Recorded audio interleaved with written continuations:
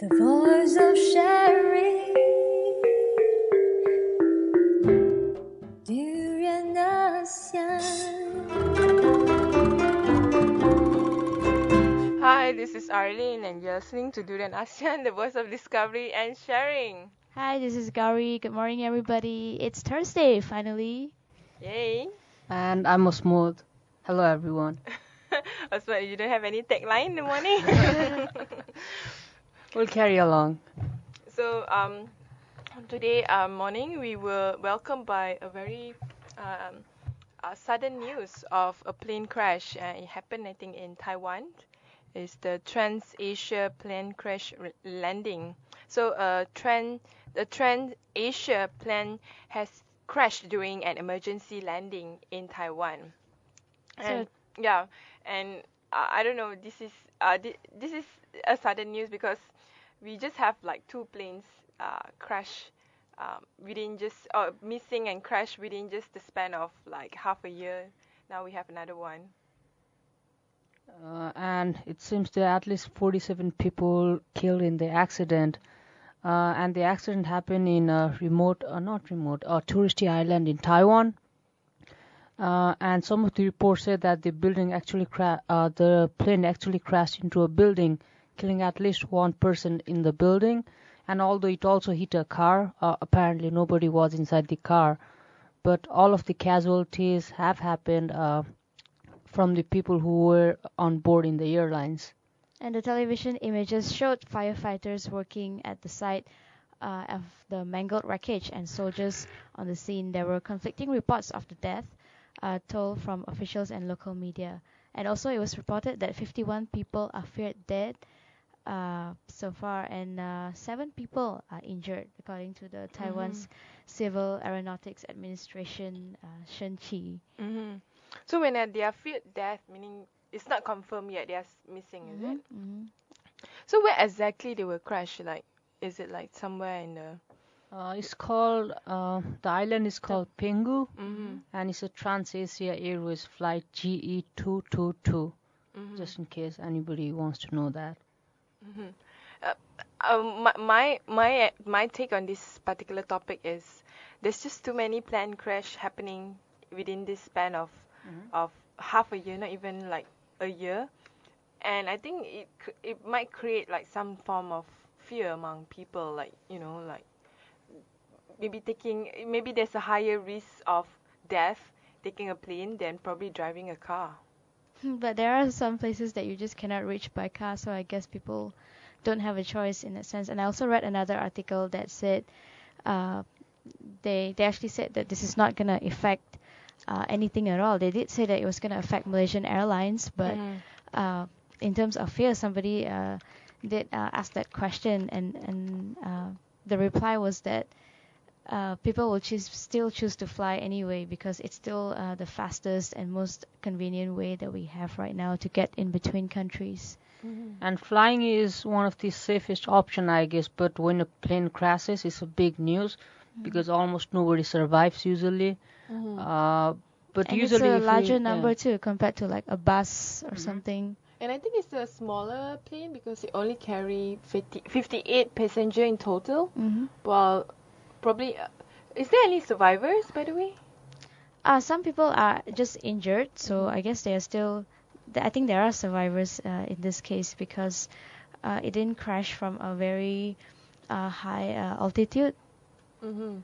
So I guess whatever that is happening in Taiwan, it caused from the photos that I see, it caused a huge devastation, even the town nearby, because of the crash landing of the area there.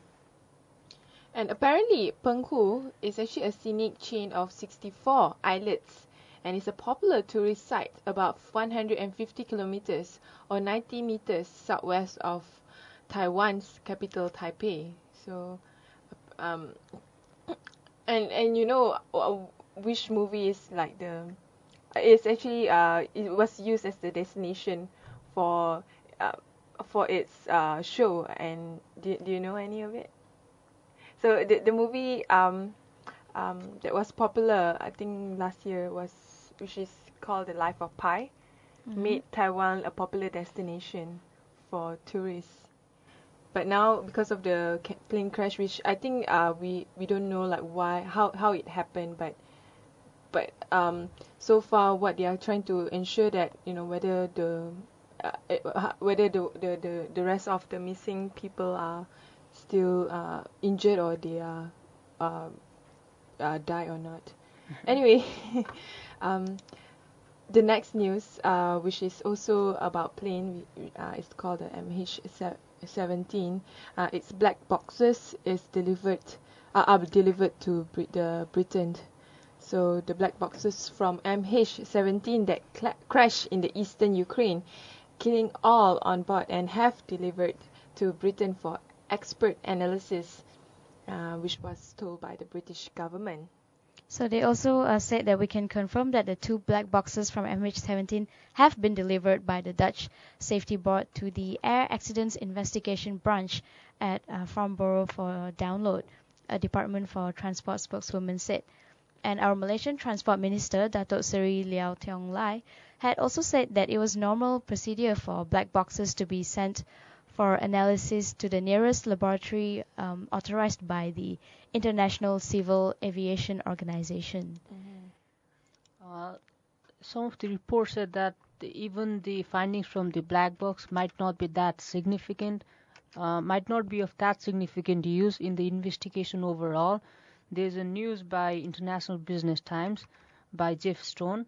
So if people want to look that up, it's because in case there might, if a book missile, and people have doubted that the surface to air missile had hit the airlines.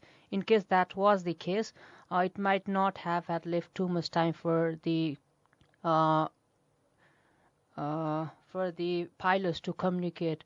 So we'll have to wait and see what the reports unveil. But in the meantime, I think it's definitely useful to have those flight recorders versus, say, in the case of MS-370, we even don't know the whereabouts of the plane until now. Yeah, that's true. And in fact, talking about the black boxes, the Air Accidents Investigation Branch (AAIB) said that the flight recorders will be they will be tasked to download the data in the flight of the flight recordings and by the authorities of the Netherlands, who are leading the investigation into the circumstances surrounding the crash in eastern Ukraine. So apparently the Holland government is leading this. Yeah, and Lia also said that this decision was reached following Prime Minister Datuk Seri Najib Abdul Razak and the leader of the crash site, Alexander Borodai. So I think this is also another thing that caught a lot of people's attention.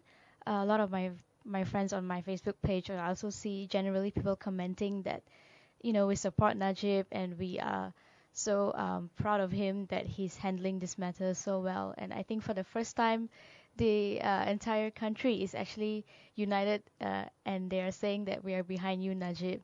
And if you could handle every other issues, just how you do this, then that we have no problem with But it's not just about that particular issue. It's also about the way in the past few months Najib's image internationally has been tampered with so many negative news. I mean, not just about the MH370, but about the Allah issue, about his personal dealings on the Al Tantuya murder case.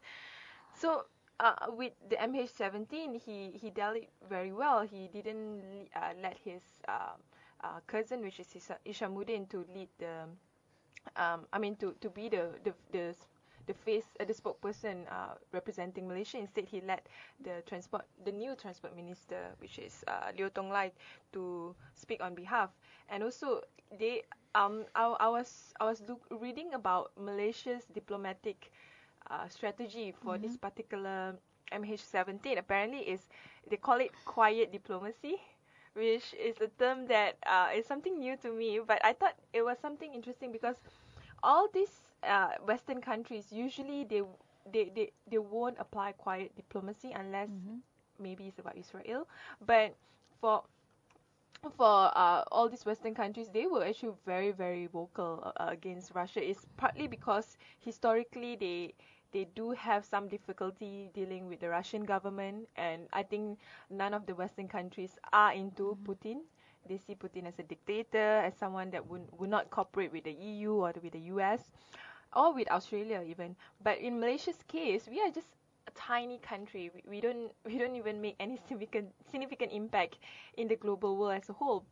So having a quiet diplomacy and try not to step on the tail of these giants are definitely a move that I think Najib's government is doing Yeah, it's very well. also Najib's way of doing things, because even after the MH370, he said, "I am not going to accuse anyone without any proof. We're going to wait for it first, and I want to wait for some solid evidence before I start even talking to the U.S., who was allegedly the key factor in the MH370 incident." So, and also about the MH17, apparently the Najib government also is trying to separate the cost from of I mean to separate the finger pointing of the rebels away from Russia. It means that if the rebel is at fault, meaning that it's the rebel's fault, it's not Russia's fault of probably being the mastermind behind the rebels themselves. So I think that's how Malaysian government is playing their cards. But talking about the black boxes, besides that, it was also being reported that the MH17 crash sites, the evidence there was tampered. So I guess investigation would be not that easy. I would. Yeah, I actually read that a suppose. couple of days ago, that there were a few articles saying that even by retrieving the black box, like what Asmod said earlier, we may not know exactly what happened, because even the dead bodies that were found, some of the It was being passports were removed. missing. Yeah. Yeah, the wallets were missing. A lot of other evidence were stolen. So yeah, I guess it does really, it will have an impact on the result of what we get from the black box as well. But I'm really interested to know what is the conversation behind. I mean, prior to the crash or the missile shutdown itself, because I want to know, like, were they being aimed in the beginning, or it was a sudden move by the rebels themselves? It's like they just see a plane and then they shoot it, or they already knew that I want to bomb that I plane. think it's neither, actually. I don't think that they have been aiming the plane, and I don't think that it's a sudden. It definitely cannot be a sudden, because there were recordings that were also released. The conversation between the pilot and the people on the ground, or who are controlling the towers, controlling the territory among there, and they did have a dialogue with the pilot. So I think uh, they were probably aiming the wrong plane in that sense, like what we saw about Putin's plane and our Malaysian plane, which was very, very similar, even in terms of the red and blue stripes that were used on the plane. So I don't think we were the target. It was all an unfortunate mistake, but we still have to wait for the confirmed Yeah, for the evidence reports. to go to surface. But you, Asmod, Hmm. um, I mean, what is your view on the MH17? Do you think it will have a closure? Like people can find who was the perpetrator? I think it's very difficult and tricky to do a very objective international investigation, especially because of the involvement of Russia now. And it's not just about, say, a plane has crashed. It's because there are certain factors. Say, But Russia has denied their involvement. it has been hit by an apparently, and there are strong evidences that the anti-missile weaponry was supplied from Russia. So even if Russia is not directly involved, like it's gonna take, people are gonna blame it at the, like there might be some people who are like, even in Ukraine and even in Russia, and let alone like Europe and US. So we have to ask here, like, would the investigation be really independent, and what would that imply at the end of the day? Yeah, that's true. I guess at the end of the day, um, there's still more questions than answer that needs that we can actually realize. And at the end of the day as well, I think is important is that we shouldn't let geopolitical interests among nations to temper the human rights of these individuals, especially the victims and the victims' family. Another thing that I want to highlight is um, how this event, the MH17, has changed, the global perception and the global relations. Especially, I think about on Russia. I think prior to this, Russia is just a problem of the U.S. or the EU. I think right now has become like he has created an enemy beyond just Russia and EU. So in my mind, I think Russia definitely need to fix that damage themselves. Another dictator that is Yeah, speaking of damage. yeah, damage done by dictator up north to our Beloved Malaysia. which is Thailand. Apparently, they are changing the education, the way they educate Thai youth. So they are teaching Thai children how to kowtow to their leaders. There have been talks that the junta wants to impose marches in school twice a day, like in the morning and during lunch break, so that the kids are more patriotic, quote unquote, at the after they finish school. I'm not sure what to think about this. And the junta leader, Prayuth Chan-o-cha, also identified 12 core Thai values that people should follow. And right on cue, the Education Ministry immediately announced that it would include the junta's morality prescription into the National Curriculum and Education Reform Scheme. So what's also interesting is that uh, whatever that they're doing right now will actually be like a passport or an additional criteria for entrance to university. So they're actually using this as Interesting. to determine whether this kid can actually go to university or not. I have a question for you, Gowri. Do you think Yes. you will pass? If you were a student of in a school in Thailand, based on this criteria to enter university, do you think you will be able to enter university? Probably never. I don't want to show off or what, but I think I am pretty much a rebel, and But you were a I nerd don't- in school. I was a nerd, but it doesn't mean that I just follow everything that people tell me. I always have my own idea of who I am and what I should do, what's right, what's wrong. So if somebody were just to tell me like, oh, this is what you have to do, like this will help you get into university. But Asmat, don't you think like even in school we have some form of I don't know to use the word conditioning or brainwashing or just to sort of nurture that sense of patriotism in school children. But I think probably Thailand take it a bit further to No, just to give couple examples from Nepal, say in our history books we taught that Nepal was always an independent country and no country took rule over it, like we didn't have any colonial masters.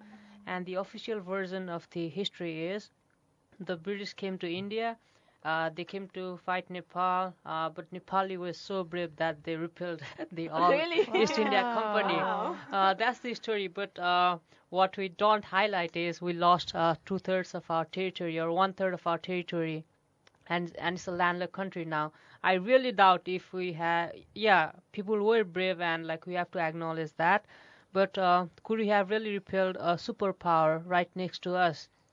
And we don't mention that we had a British ambassador in Nepal who dictated like how we should rule the country. We don't mention that in history books at all.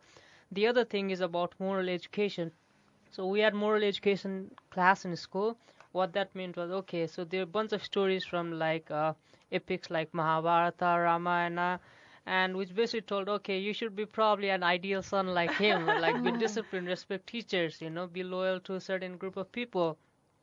And that's what we taught. And you had an examination, a district level examination in grade 8, and you had to pass that.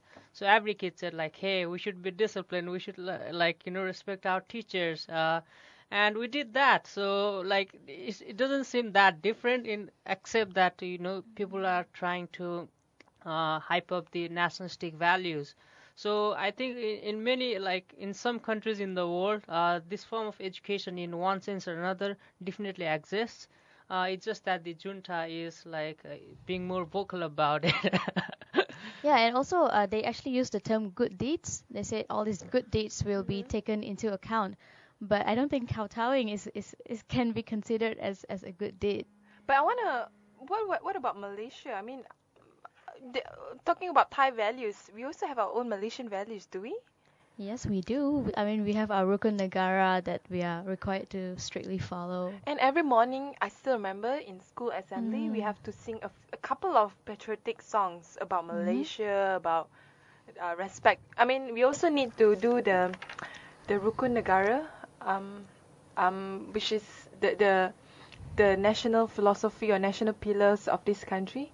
So every day you have to like make a pledge to respect the king, the nation, to believe in God. And who draws those values is a group of elite politicians who do that. I was talking to a friend in Indonesia, and they have something called Pancasila, and which is drawn by Sukarno and a bunch of like 5 or 6 people who basically decided, hey, this is what path people are gonna follow. So now everyone in Indonesia, I think, are like many people or many schools require the students to recite Pancasila and agree to follow by those principles. And these are like very general principles. I think, yeah, having moral education will help people, but not in a way that brainwashes people and takes away their independent and critical thinking skills. It's probably the same here because Pancasila, I think Pancha is technically 5, right? And our philosophy also has 5 philosophies that we have to follow. And like Arlene said, we also had to recite it. And I think it was put together by a group of elitists back then. And then it became part of the constitution that, as a citizen, you have to... sorry, I have to interrupt you. Talking about constitution, I think it would be much more conducive if we are forced to actually recite the constitution than actually pledge for the Rukun That will Negara. take a while, Arlene. I think what we have to set a clear line between like what is patriotism and what is like just blind submissive towards the state. And I think to understand our right as the citizen of the country, to respect the sovereignty of the country, I think it's important. Either you are a youth or you are a young adult or whoever it is. But if you have to submit to the power of the state by having these values, values that being obedient, being submissive and all that, that means you are there. Your existence is not to mere exist, but to just serve the needs of the state, which I found it to be disturbing. No, I even think that rather than making this form of like say parrot learning education mandatory, why don't like people have more service component included in education? Say why don't include a mandatory like or take off a holiday like once a week and just let the kids go to community, talk with people, do community service. Maybe that will help them integrate in the society that they live in, because increasingly nowadays like kids they are in the laptops, iPad, their cell phone, and like people are being more isolated now. So like if you just let them, and like school is also like you go to school, you learn, but it's also time to socialize. But say lunch break, like morning breaks, those are time when people socialize. And if people are said to like, hey, you should march, like, then when are they gonna make friends? Yeah, I mean, I guess at the end of the day, I mean, if you really want to teach values, action speaks louder than words. I always believe in that. I mean, I participated in community service when I was in school as well, and I really enjoy it. It's a very good engagement. I guess it's also a way of getting into the kid's head in this sense. What do you call it? The soft inception or whatever it is. Inception is that's a new word. So yeah, I guess so. Anyway, that's all for today. for you guys who are interested to know more about all the news that we just reported, you can always go to our Facebook and Twitter if you want to comment to us. You know, you can always send us an email, or you want to subscribe to our weekly digest. You can always send an email to durianasian@gmail. And also, yeah. we have a YouTube channel, Durian ASEAN. Don't forget to subscribe to us. We upload nearly 2 new videos every day from Monday to Friday, our podcast, and also a 3-minute video from our speakers. Yeah, sometimes we also cover events outside and interview people from the outside, and we upload it to the YouTube channel as well. So we'll be back in a bit to have a discussion about beauty standards. Is that it today? Yeah, of course, for men and women as well.